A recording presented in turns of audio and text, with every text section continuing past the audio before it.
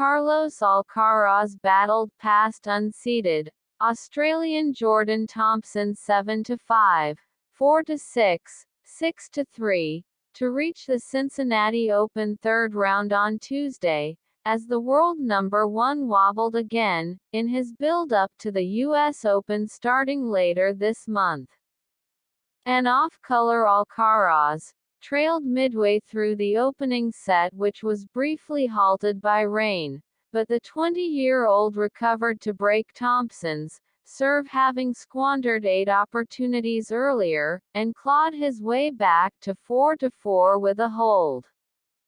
The reigning Flushing Meadows champion, who crashed in the Toronto quarterfinals last week, pounced again for a 6-5 lead before wrapping up the set, but was under immediate pressure in the next, as Thompson raced ahead 5-2.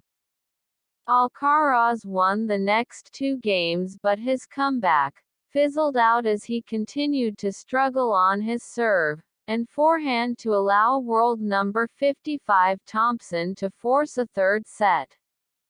An early break handed Alcaraz the advantage in the decider, and the Spaniard slowly returned to his dominant best, to claim his 50th tour-level win of 2023, in a little over 3 hours.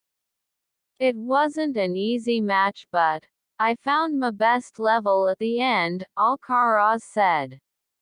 "We were waiting around all day to play the match, and when you step on court you have to start with the rain, so it wasn't easy.